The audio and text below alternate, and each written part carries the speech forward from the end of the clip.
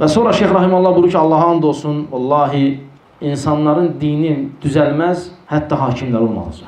Ona görə hakimsiz yaşamaq zülmətdir. Hətta günahkar olsa belə, hətta facir olsa belə. Həqiqətən də onlarsız din ayaqda qalmaz, hətta zalim və qəddar olsalar da belə. Hətta zalim və əhlüsünnə etiqadıdır bu. Şeyx Rahimallah buyurur ki, vallahi la yestaqimud-dinu illə bihim. Allaha and olsun ki, din onlarsız müstəqim ola bilməz. Və incaru və zalamu. Hətta qəddar və zalim olsalar da belə. Nə üçün? Çünki ən azından başçı var. Pis də olsa ata var evdə, kişi var. Aydındır? Yəni ailədə başçı var. Və dövlət də elədir. Və sonra şeyx buyurur ki, Allaha and olsun ki, onların əli ilə gələn xeyir fəsaddan daha çoxdur.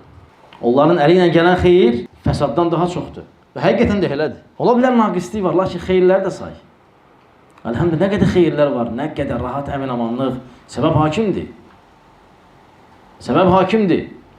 Başqa hakimlər də olub da, başqa ölkələrin də hakimləri var da, nə vəziyyətdir? Söhbət hakimin vücudluğundan gedmir. Aydındır. Bizdə oradan daha əminlikdir. Daha yaxşıdır, daha gözəldir. Amma bəşər naqisdir. Hər bir bəşərin naqisliyi var. Kamil Allah Subhanahu taaladır.